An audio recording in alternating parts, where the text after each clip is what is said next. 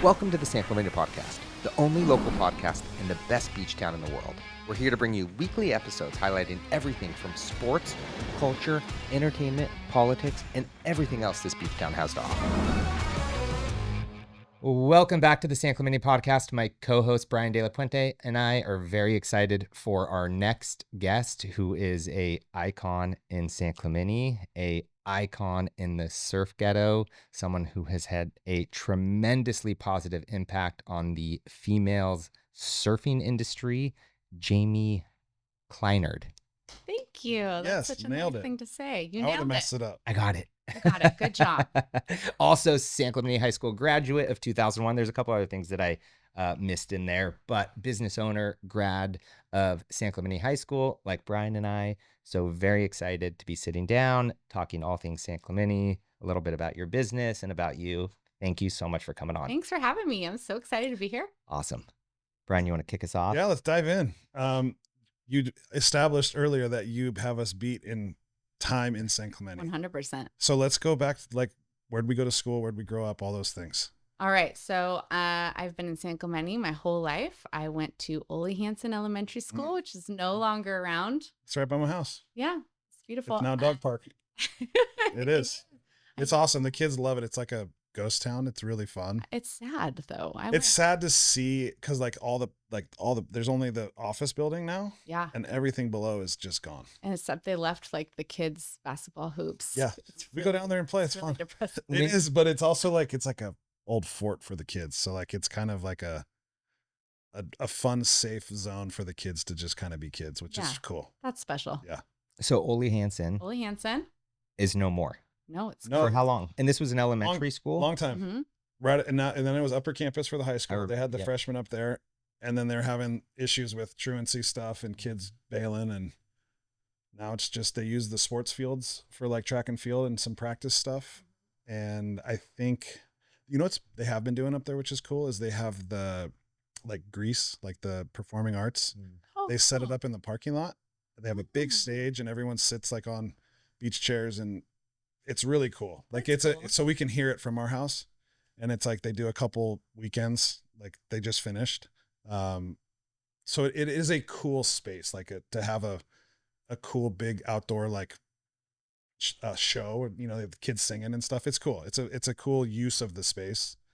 We'll see what they end up doing with it. I'm glad they're still using it. It's a beautiful property. Yeah. Wrestling's up there. The cheerleaders are up there.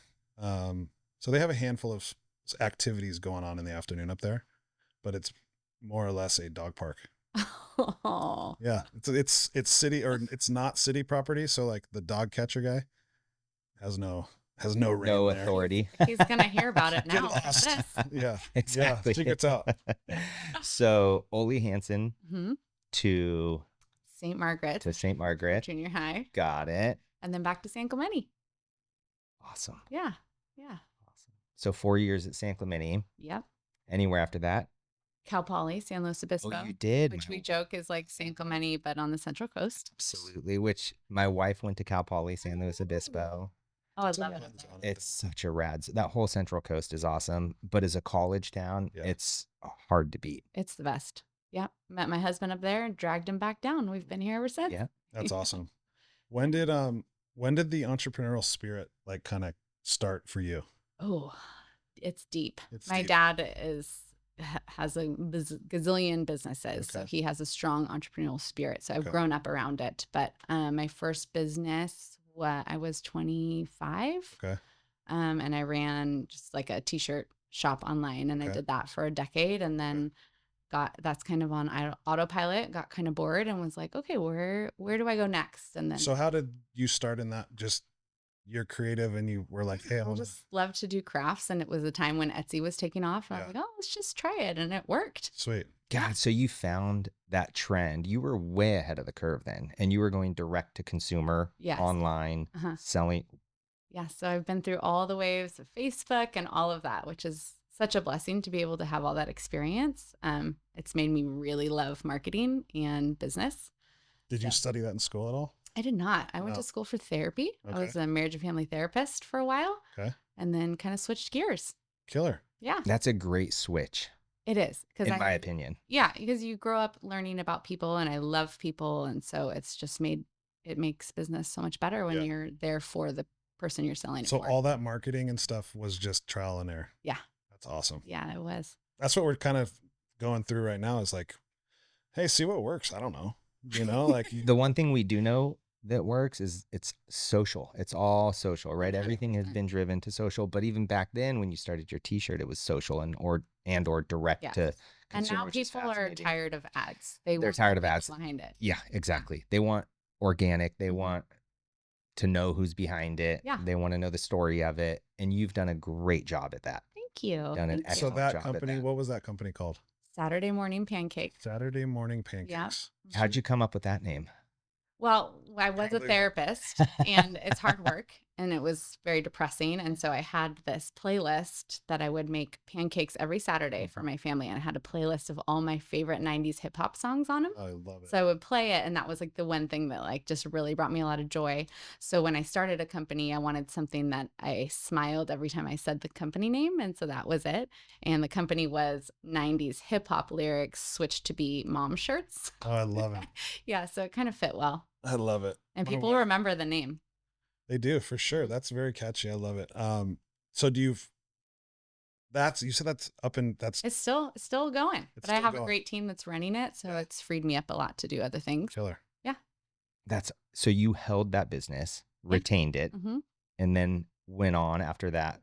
You got bored of that? Not bored of it. That may be the wrong word, but you were ready for something new, a new challenge. Yeah. Is that when you transitioned into All Swell, or was there something in between? Nope. That's when I transitioned into All Swell.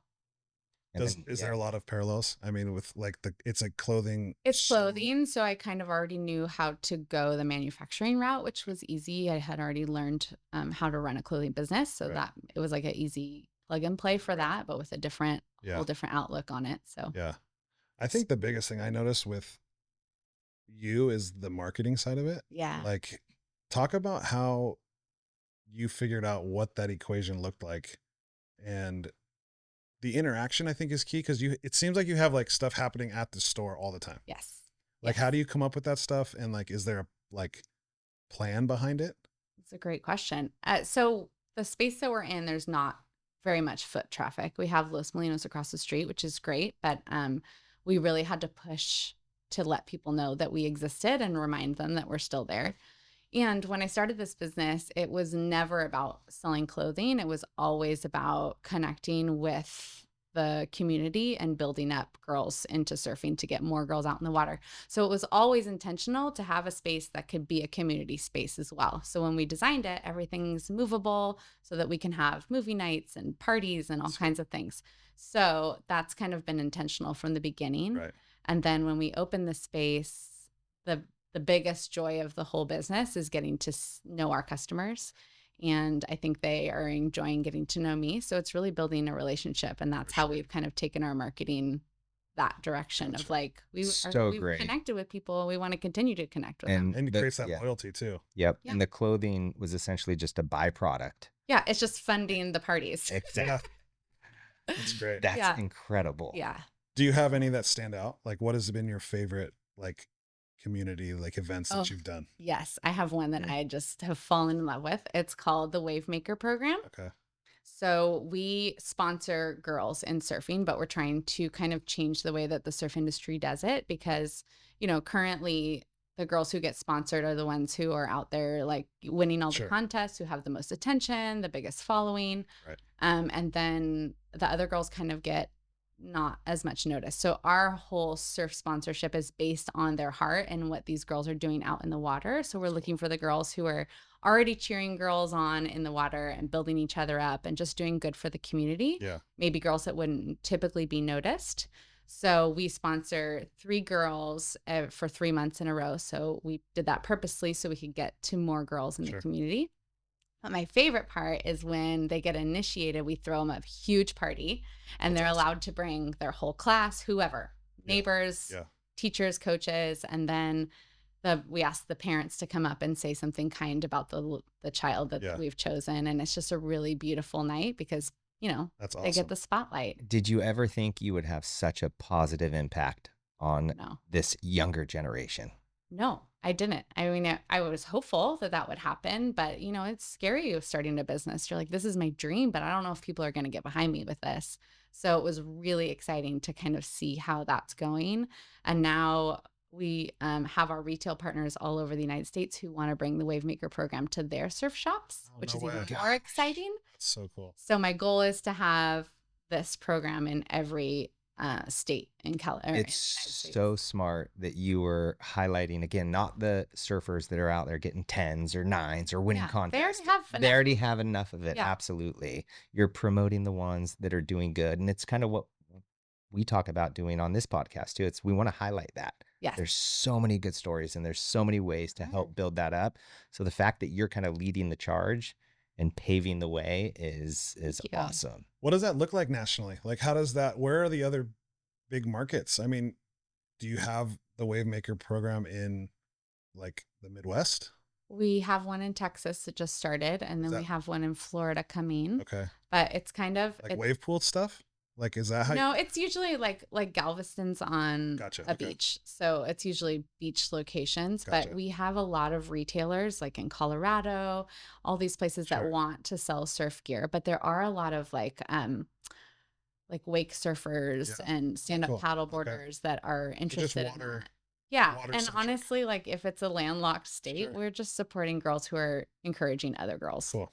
Yeah. How are you finding these leads and how are you reaching out to the people that may want to be involved in this wave making program? We just have an application online. And so we started at just San Clemente and then we're trying to grow it. So we just did our last wave maker ceremony last weekend and that was beautiful. And then, so now we're doing Texas. So it's really like local, you know, driven. And then the lady who runs the surf shop in Texas will throw them the initiation party. And so then we just go to each state from there. Do you have any business partners or are you quarterbacking this all on your own? That's me. I mean, I have my husband to run ideas off of, and he's super brilliant with business too. But it's just us. We're just figuring it out as you go. Organic. Yeah. That's cool. Yeah. That's incredible. What are the ages of the girls that you guys are sponsoring? We were saying anyone under 18. So this last one we had a 6-year-old, a 10-year-old, and I think she's 15. Okay. Yeah. Do you have any buy-in from the girls that are like on the pro tour, like WSL girls? Not yet, but I'm hopeful. Yeah. I would love that. Yeah. I mean, growing up in town, surfing was what you looked up to. Like growing up, I didn't know who was on the whatever football team or basketball. Right. Like it was the surfers. 100%. That was who we looked up to. And the idea of getting sponsored when you were in middle school was like, oh my God, I had a couple of Michael Terrace, Andrew Gann. Those guys were like the top surfers. And they had Billabong. When Billabong split from Hurley, one of them went to Hurley, one of them stayed. And it was like, if you could get your stickers on your board, that was the coolest. You might as well be Justin Bieber. 100%. Like, I remember it was oh my goodness. It was like, that's all that mattered. And no, of course I was like, they were good at skateboarding, everything. I could barely do a three stair and I was surfing at Sano, you know, these guys are doing 360 airs and stuff. But the thought of being sponsored, they were sponsored off merit because they won everything. Right. But now if you were active in the community and doing good things, you're getting recognized. I think that's the right message for sure. And how rad to think how far women in surfing have come, because back then when it was Michael Terrace and those names, like I don't recall any female pro surfers that were at least as influential as they are today, right? So we didn't know about them. Or we didn't know about them. Exactly. If they were there, we didn't know about them. And so you've leaned into the female surfing. Yes. And why that? Why the female? Why go that route? Because I was kind of hoping somebody else would have done this by now. Yeah. But I grew up surfing and I am the clumsiest person in the entire world. And I am a terrible surfer, but I love it deep into my core. And I just know that this is I'm never going to be anything other than just loving it. Yeah. And so when I got to high school, it was like embarrassing to be bad. So you kind of just had to stop, right? Sure. Like you had to either be great at surfing or you didn't surf anymore. Or you'd pick up a boogie board. Yes. Well, that was right. And even worse. Exactly. You're like, no, you did not want to be seen on a boogie board. Like it was literally like, I would rather not go to the beach. Yes. 100%. Or show up at the beach in jeans. That was another like big no.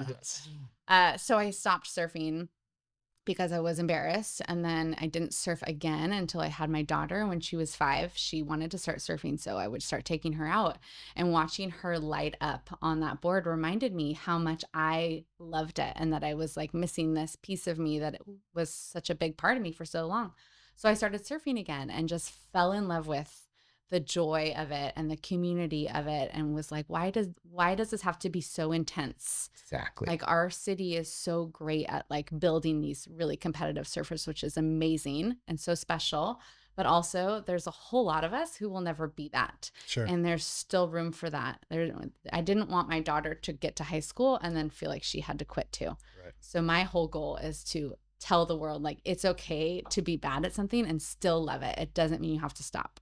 Right. You're Absolutely. active, you're in the water, you're Yes. you're moving your body. Yep. Surfing is a healthy conduit and activity. If you're stressed out, go out in the water. Yeah, and and it's you can do so it good forever. forever. Yeah. Yes. You can do it when you're 6. You can do it when you're 60, 70, 80. We have people in our 100%. community that are at that age. Absolutely. And so the fact, again, I mean, and to your point, 90% of the community that's out there surfing will not make it to the next level. Exactly. 99%. Yeah. Absolutely. So the message should be, right, Yes. irrelevant of if Right. you're getting, first place trophies or you're just out there having fun. If you enjoy it, keep doing it. 100%. It's our job is to make surfing fun again, especially for girls. Yep. So that's our mission.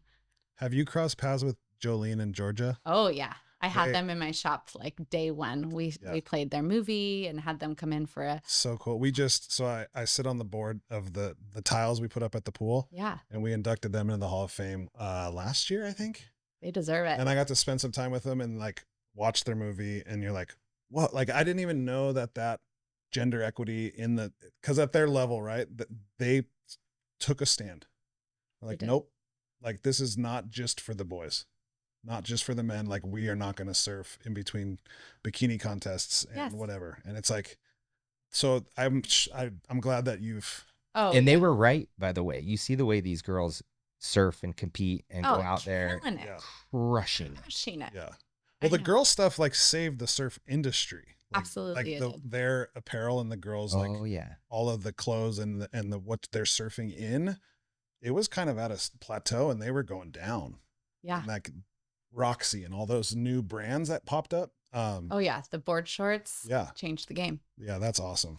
They're super cool, inspiring, and just to have that resource. They've been huge supporters of us from the beginning, and it's been really special. That's cool. Mm-hmm. I have a feeling you're going to get some of these big time surfers that are in town supporting and backing and I hope so. Cross promoting with All Swell. Yeah. I really do. That would be a dream. What's your vision? How far can you see yourself taking All Swell? Is it multiple locations, or is it just what we talked about with the wave, or do you want to open another retail, or great questions? I'm kind of holding this with open hands because it's already gone so much farther than I thought it would. So I would love to have more locations. I would love to grow the brand, but more importantly, I would really just love to see. So I almost want someone else to copy me. I want this to be the norm in all of America. And whether I have to do that or whether other women will start opening shops in the same way would be just a dream. Like, I want the culture to change a little bit. I want it to be, I don't want women to be nervous to go out surfing anymore. Yeah. I want them to feel confident. For sure. Yeah. It's hard to start a business, as you know, right? Yeah. It's not cheap. You got to, have the capital behind you. You got to have. It's very vulnerable. It's very vulnerable. Yes. You got to be willing to fail. Yeah. And wake up the next morning, do it all over again. Absolutely. Yeah. And that mindset, again, it's not for everyone. No, it's tough, but it's also so rewarding and beautiful at the same time. And to watch it grow. I mean, when we first opened, there would be days no one would come in and I was like, oh my gosh, did I make a huge mistake?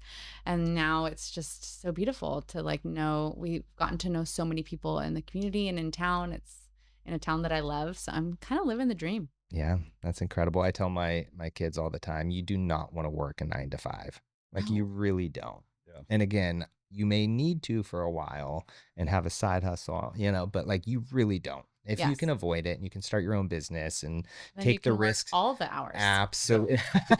Then you're not working 9 to 5. You're working 9 to 9 to 9 to 9. You're working 24/7. Yes. But you're doing what you love. Take the risks. Do it early on. Find a mentor, find a coach, and go all in on it. Yes, 100%. Partner up with the right people. And it's cool for your kids to see you doing that. Like, thanks. I think that's a big part of it too. Like, oh, mom's doing this and she's influencing so many people. I want to do that. Yeah. Like, is your daughter, she's loving surfing and she loves it. She's not a competitive surfer, but if she's not out surfing at least once a week, she gets real grumpy. So it keeps me on my toes. Where is Jamie and the family going surfing? Like, if we're going surfing this afternoon, where are you going? Sano, 100%. Every time. It's my favorite place. It's the best. It takes you back in time almost too. Yes. Right? Yeah. It really does. Like, this is San Clemente in the 1970s, 1980s. No service. It's like a win when you make it past the gate. Yes. Yep. Yeah. It's like micro camping too. Like, it is. Kind of like the kids can, if they don't want to surf, they can go mess around and build a fort or find sticks, divert the water from the showers or whatever. Yeah. It's the best. But talk about change down there. Like, I remember growing up there being 2 volleyball courts and then the ocean. And now that volleyball court's gone. It's getting tight down there for sure. Which is a whole nother topic when we got hours and hours and hours. Talk to us a little bit about your approach to making content on social media. Oh, great question. My approach. Well, I want people to see my vision for the company, and I want people to see what it takes to build this company, and I want people to be inspired. So I have 3 kind of content pillars, which are like teaching and inspiration, because there's a lot of things that people just don't know about surfing and are afraid to ask. And I kind of want to be that place where I'm like, yeah, if you don't know which foot to put your leash on, I'll tell you. You don't have to be embarrassed to ask me. And then I want people to see what it really takes to build a business and what goes into it. And then I really want people to see what I'm doing and do the same thing, follow suit, and just be encouraging to other people as well. That's awesome. Do you try to keep a balance, or do you have, in those pillars, do you have one that you like to lean on more? I would love to say I'm that organized. I just kind of go with what I'm feeling with that day, or if people come in the shop and they, ask me a question, I'm like, oh, that would be perfect to like address on social media. Yeah. That's awesome. Surfing's the best. It really is. You mentioned your daughter once a week. If my daughter's not surfing once a day, I swear she's grumpy. Right? Seriously, she comes back from a surf session, and anytime she is grumpy, go surf. Yeah. Go surf. They come back and different. It's wildly different. So regulated. There's something so beautiful about being a small object in this world. It really grounds you of like what's important. Puts things in perspective. And you can't be sad on a surfboard. It's impossible. No. And the whole process from getting your wetsuit on to riding down to Lowers or driving down to Santa's, it's like a mini vacation. It is. It really, really is. It is. I agree completely. It's the absolute best. So what's on the calendar for All Swell? Are there any summer events, anything coming up that we should know about, that the community should know about down in the Surf Ghetto? So every month we do like kids crafts. So this month we're partnering with Feather for Arrow, which is another San Clemente company. They're really awesome. And they're hosting a big craft at our shop for Mother's Day. Then we're doing a girls movie night in June. And then the Surf Ghetto always does they have the big thing in September. Blanking on that. Where they've got the reggae music or rhythm. Exactly. They got that going. Rhythm as in. Yeah. So there's a lot happening. But every month we do something fun to bring the community together. That's so fun. Yeah. And so then fun. In the fall, we do a back to school fashion show, which is really fun. I saw that. It was the cutest. Girls come in and we, put them in our new outfits and they walk the runway, and that's adorable. And then we'll be doing our next round of wave makers in the fall as well. Do the young girls have any influence on what you're putting in the store? Oh, absolutely. Yeah. Like, how do you fill the store? Like, what is the stuff you're putting in there? Stuff that makes people smile. and stuff that can connect to people. So like one of our biggest sellers is our Denny's t-shirt, which you've probably heard about. Oh yeah. So we have a lot of San Clemente products that speak to the town. Yeah. But for the little girls, they love like anything surfy and pink. So I don't know if you've been to our shop, but it is bright pink ceilings. It's got disco balls everywhere. Every item of clothing has something to do with the ocean and the beach, and you can't help but smile. But that's another way. That's another way to support and like kind of prop up girls. Like I want to design a shirt. Yeah. Or I want to design a sweatshirt or a hat or something. Oh, you're going to love this. Our graphic designer is a high school girl that came in and was like, I like art. Would you consider hiring me? And I was like, sure. How about you start making an embroidered hoodie? And she knocked it out of the park. Really? Yeah, knocked it out of the park. It's so cute. So she does most of our designing now. Wow. We're bringing out a whole set of pajamas that she designed, which is just really fun to see. She designed the logo, designed the style, designed everything. She designed the pattern and the colors. She's great. And she's in high school. Yeah.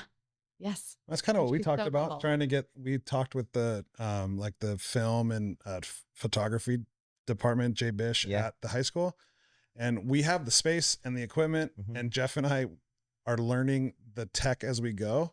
Hey, come down and help. Come down and intern, so to speak. Yeah. And like we kind of started that too late in the school year, and it got to May, June, and the kids that were interested were like, well, I'm going to college, so I'm over it. But it was like, I think as a program, that's super cool to be. Oh my gosh, to be able to employ someone at San Clemente High School, because it is a fear of, I think, all of ours. How do we create platforms for this next generation and our kids to find something that they're passionate about, a job where they can afford to stay here, afford to live here. Yes. And so here you are already doing it with a high school kid.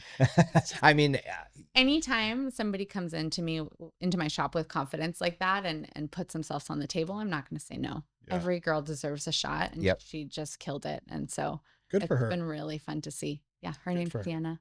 She deserves a shout out. That's awesome.